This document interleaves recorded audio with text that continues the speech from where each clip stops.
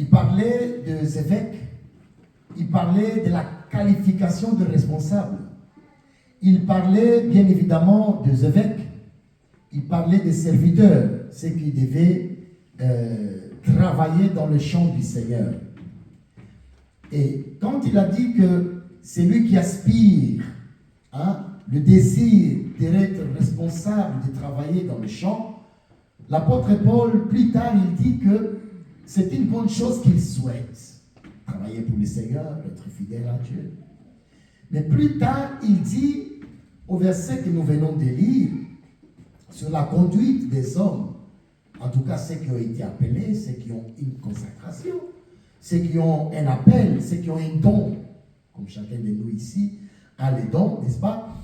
Il dit que, afin que tu saches, et cette lettre envoyée à Timothée, bien sûr, elle nous est adressée cet après-midi, ce soir déjà, afin que nous sachions également. Il dit que si je tarde, si je mets du temps à venir vous voir, il dit que il faut que vous sachiez, peuple de Dieu, comment se conduire dans la maison de Dieu, même si je tarde. C'est-à-dire que même que nous attendons le retour ou la venue du Seigneur, nous devons savoir comment se conduire dans la maison de Dieu. Et Paul dit, comment se conduire dans la maison de Dieu, qui est l'église du Dieu vivant. La maison de Dieu est l'église de Dieu. Et cette église, ce n'est pas une autre que l'homme que Dieu a choisi pour habiter, pour faire son habitation.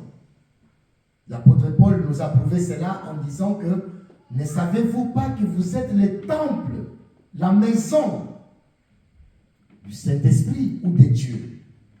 Il dit que, afin que vous sachiez comment se conduire dans cette maison-là.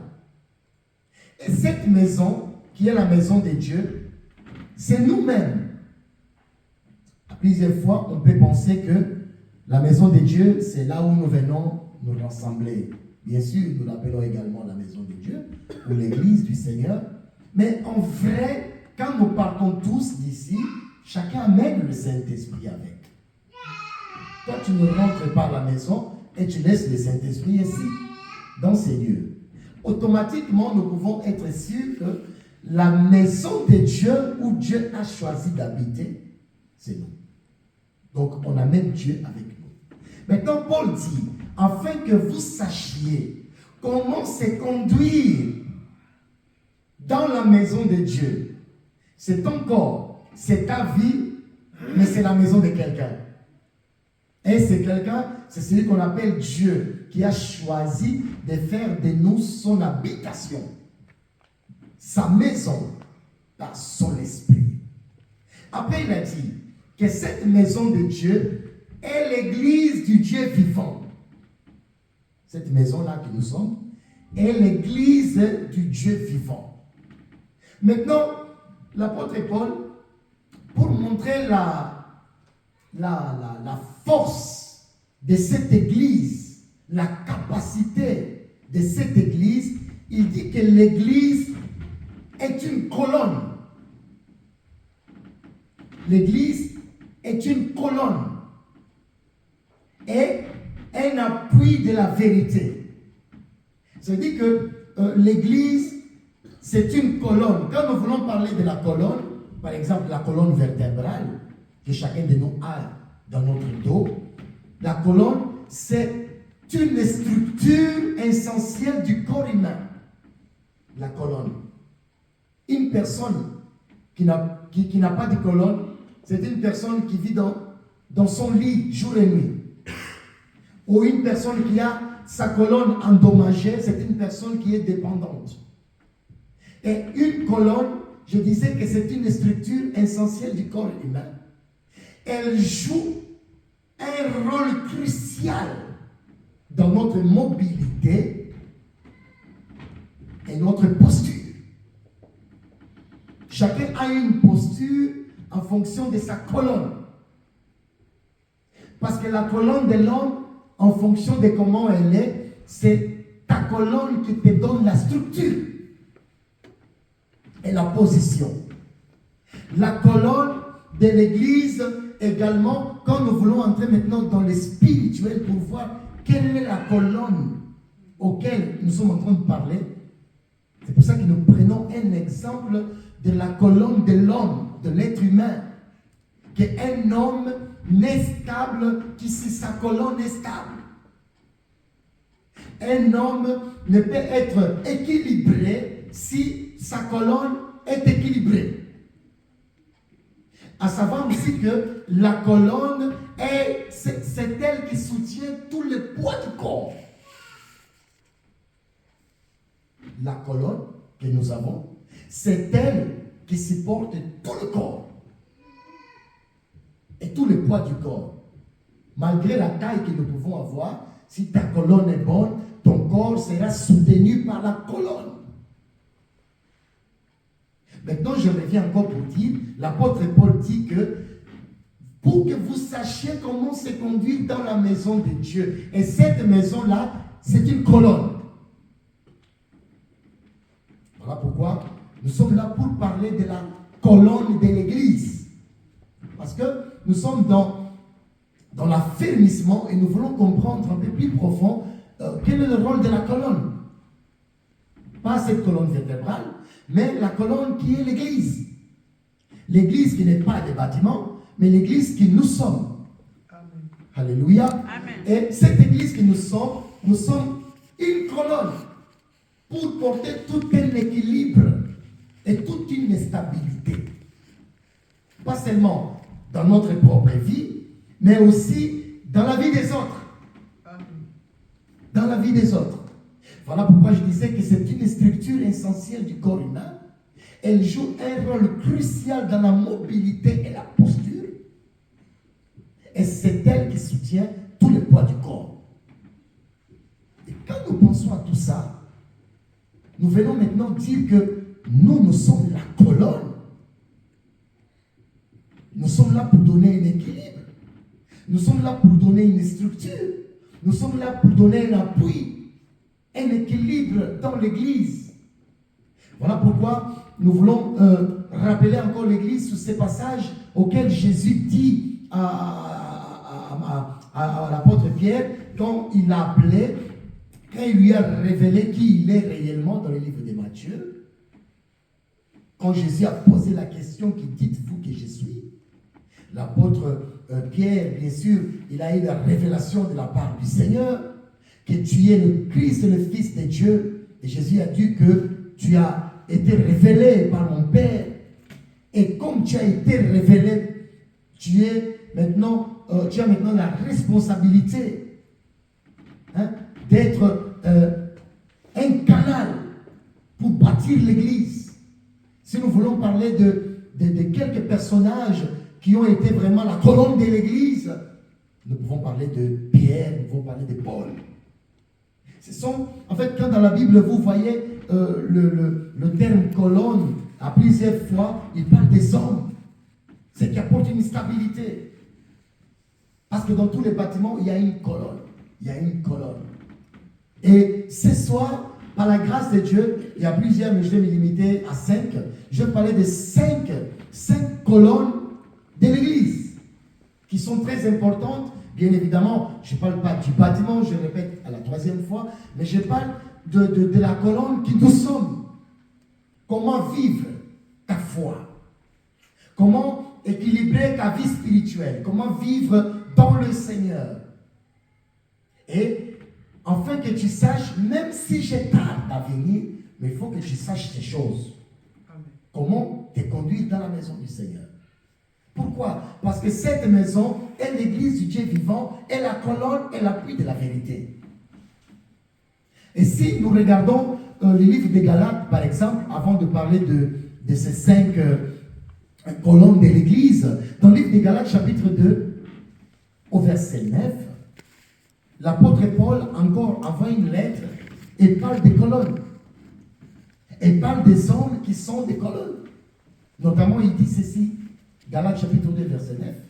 Il dit, Et ayant reconnu la grâce qui m'avait été accordée, Jacques, Céphas et Jean, qui sont regardés comme des colonnes, me donnèrent à moi et à Barabbas la main d'association, afin que nous allions, nous vers le païen et eux vers les circoncis. Ici, nous voyons quelques personnages que l'apôtre Paul a cités dans sa lettre qu'il a envoyée à Galates, aux Galates. Il dit Jacques, Céphas et Jean, ils ont reconnu la grâce que Dieu m'a donnée. Ils ont reconnu le travail que je fais. Ça veut dire, Jacques, Céphas et Jean, ils étaient des hommes qui ont soutenu le ministère. Et comme ils ont soutenu le ministère, ces gens-là ont été regardés comme des colonnes. Pourquoi? Parce qu'ils ont reconnu le bras de l'Éternel qui soutenait Paul dans le ministère. Jacques, Céphas et Jean ont été regardés comme des colonnes parce qu'ils ont joué un rôle utile. Ils ont donné la main d'association. Ça veut dire qu'ils ont aidé le ministère. Parce que c'était leur rôle. Ils devaient le faire. C'était leur responsabilité. Maintenant, pour être colonne, ils devaient faire ce rôle d'être une colonne. Pour appuyer la main dans l'association afin que nous allons prêcher la bonne nouvelle aux païens, dit l'apôtre Paul, et eux, les trois là, la colonne ou les colonnes, sont allés vers les circoncis également pour annoncer la bonne nouvelle. Alléluia. Amen. Bien-aimés, nous sommes là pour apprendre que nous sommes également la colonne de l'Église. Et quand nous sommes la colonne de l'Église, c'est parce que nous avons une utilité. Quand la colonne n'a plus son utilité, tout le corps souffre. Tout le corps souffre. Je ne sais pas si vous connaissez quelqu'un qui a été opéré à la colonne vertébrale ou même au dos. C'est une personne qui est souffrante. Pourquoi? Parce que toute sa mobilité dépend de la colonne. Et toute notre mobilité, si Dieu nous a fait grâce de marcher, c'est parce que notre colonne, auquel nous ne pouvons pas voir, parce qu'elle est derrière nous, nous ne pouvons pas le voir. Mais nous parlons de recouvrement de la vue, afin que nous puissions voir la colonne que nous sommes. Amen. Tout en ayant l'idée de la colonne vertébrale qui donne l'appui et la stabilité dans le corps. Et nous lui disons merci, parce qu'il joue bien son rôle.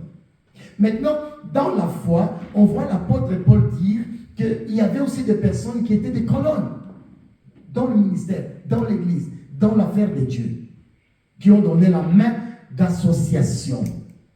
Maintenant que nous sommes en Christ et nous avons donné notre cœur à servir Dieu, notre rôle, c'est aussi d'être une colonne pour l'église. Tout en sachant que nous sommes l'église de Dieu, mais nous avons aussi ceux qui dépendent de ta stabilité. Il y a aussi ceux qui dépendent de ton équilibre. Il y a aussi ceux qui dépendent de ta foi, de ta fidélité, de ta sincérité, de ta loyauté. Nous avons notre regard, comme on nous a parlé, notre regard est fixé vers Jésus-Christ. Mais sache-le, il y a beaucoup de gens que leur regard est aussi fixé sur nous. Pas sur notre foi, mais sur notre conduite. Vous savez qu'il y a beaucoup de gens qui vous imitent. Il y a beaucoup de gens qui essayent de servir Dieu tout en imitant quelqu'un. Paul a dit, soyez mes imitateurs, comme je les suis du Christ. Pourquoi? Parce que la colonne est celle qui donne la fermeté et une position agréable au corps. Et tout en sachant que l'église de Dieu est le corps du Christ. Nous pouvons dire, oui, peut-être que je suis l'œil, ou bien je suis la main, ou le pied, ou même la tête, ou l'oreille, ou la bouche, ou le nez. Mais nous tous, nous sommes la colonne. Amen. Pourquoi? Parce que ton équilibre peut stabiliser toute l'Église. Ta fidélité peut stabiliser toute l'Église. Pourquoi? Parce que l'Église a besoin d'être ferme, d'être stable. Comme nous avons dit qu'elle soutient toute la structure. La colonne soutient toute la structure du corps. Toute la structure du corps, c'est la colonne qui la soutient. Et nous, en tant que colonne de l'Église, nous pouvons également soutenir toute la structure de l'Église. Si nous tous nous sommes saints et si nous tous nous faisons une seule chose. Voilà pourquoi, avant d'entrer encore dans les cinq positions de la colonne, nous voulons lire encore un verset. La première chose qui est comme la colonne qui soutient l'Église, qui soutient ta vie, et qu'elle ne peut pas être endommagée, qu'elle ne peut pas être malade, que tu dois en prendre soin. Cette colonne s'appelle amour. Amour. C'est quelque chose qui est infaillible. Quand l'amour n'y est plus, Dieu n'y est plus. Voilà pourquoi l'amour, c'est l'une des colonnes qui soutient l'Église. Parce qu'un homme, une femme qui a perdu l'amour a perdu l'équilibre. Parce que l'amour, c'est une colonne qui a fermé la foi. C'est une colonne qui donne la stabilité à un homme. On est obligé d'avoir l'amour. Obligé d'avoir l'amour. Pourquoi? Parce que l'amour, c'est un équilibre vif. Et l'Église, elle ne résiste que s'il y a l'amour. Sans l'amour, il n'y a pas de résistance. Alléluia. Amen. L'amour. On pouvait encore rester longtemps en parlant de cet amour, puisque c'est infatigable quand nous parlons de l'amour de Dieu. Et cet amour, nous devons vraiment injecter dans notre corps, dans notre vie. Pourquoi? Parce qu'elle est comme la colonne. L'amour. Aimer Dieu de tout ton cœur, aimer Dieu de toutes tes forces, de toute ton intelligence, de tout ton être. C'est comme la colonne. C'est comme la colonne. L'apôtre Paul a dit, dans 1 Timothée, que nous avons lu 3,15, il a dit que l'Église de Dieu vivant, elle est la colonne et elle est aussi l'appui de la vérité. La maison de Dieu, c'est une colonne, c'est aussi un appui. C'est-à-dire que la vérité s'appuie sur cette colonne. La vérité, elle s'appuie sur cette colonne pour être vraie. On ne parle pas de la vérité qui est Jésus. Hein. Jésus est la vérité, mais ce n'est pas cette vérité-là. Je dis, il y a des choses qui doivent être vraies et elles doivent s'appuyer sur l'amour. Et l'amour doit être vrai. L'amour doit être vrai. Numéro 2, qui est également comparable à la colonne de l'Église. C'est très important. Et la fidélité. Là où il y a la fidélité, il y a la stabilité. Là où il y a la fidélité, il y a l'équilibre. Pourquoi? Parce que on compare la fidélité à une colonne. Bien aimé, être fidèle. Être fidèle à Dieu, c'est une bonne chose. Voilà pourquoi le pasteur Moïse, il a chanté « Il est fidèle, fidèle, Jésus est fidèle. » Pourquoi? Parce que la fidélité, c'est la colonne. Et c'est la colonne. C'est très difficile d'être fidèle dans la vie. C'est très difficile d'être fidèle. Pourquoi? Parce que c'est elle qui donne la stabilité dans l'homme. L'homme fidèle à sa femme, la femme fidèle à son mari, les enfants, vice-versa, à ton patron, à ton chef, à ta classe. Là où tu passes, tu fais tout dans la loyauté, dans la fidélité. Pourquoi? Parce que c'est quelque chose qui te soutient. Et c'est comme une colonne. Amen. Amen. La colonne. Troisièmement, troisième élément qui est comme une colonne auquel nous devons vivre avec. Sinon, nous n'aurons plus la stabilité, l'équilibre.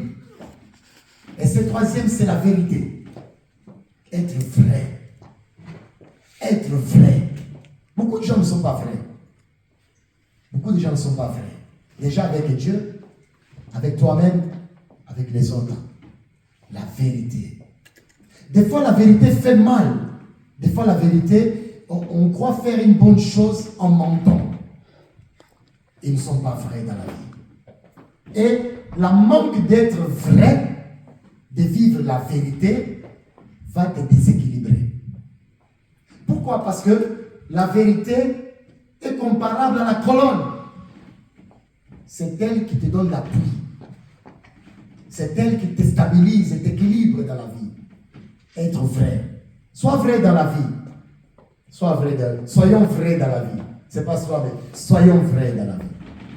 Être vrai dans la vie, c'est, comment je peux dire, c'est agréable à Dieu. Dieu, il aime quand quelqu'un est vrai. Quand tu es faible, dis à Dieu, je suis faible. Quand tu n'arrives pas, dis à Dieu, Seigneur, je n'arrive. Sois vrai avec Dieu. Sois vrai. Sois vrai. Si par exemple, tu vas dans un supermarché, on te donne plus de retours d'argent que la vérité sont en toi, retourne cet argent. Sois toujours quelqu'un de vérité. Pourquoi? Elle est comparable à la colonne. C'est elle qui te stabilise dans la vie. Alléluia. Amen. Quatrièmement, c'est ça, hein? Quatrièmement, ce qui est comparable à la colonne et qui, quand nous mettons en pratique, Dieu nous donne la stabilité. Parce que je reviens pour dire ceci, que la colonne vertébrale de l'homme, elle joue un rôle crucial à la mobilité, à la structure de l'homme.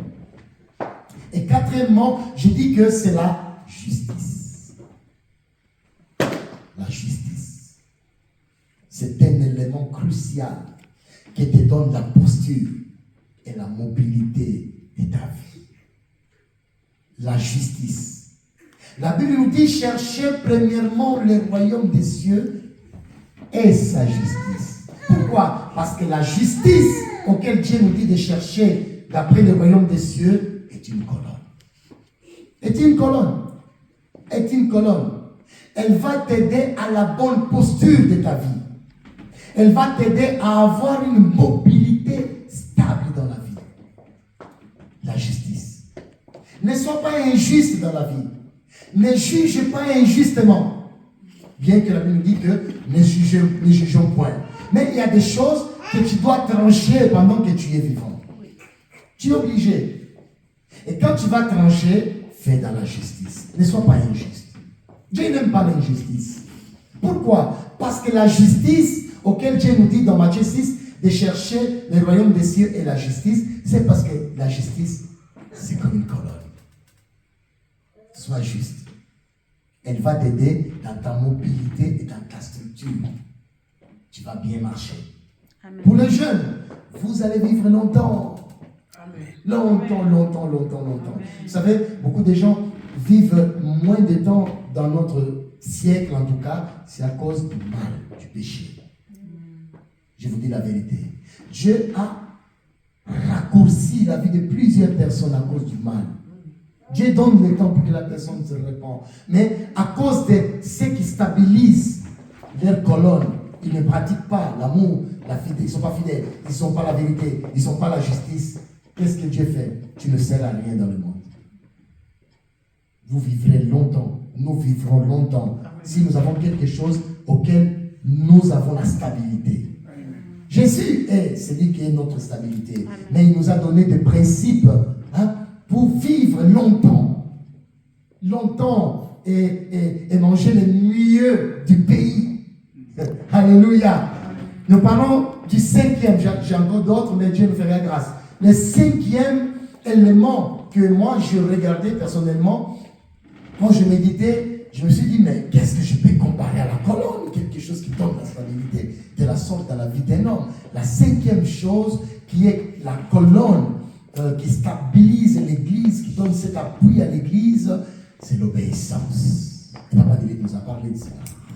L'obéissance. Quelqu'un qui est obéissant, c'est quelqu'un qui est stable.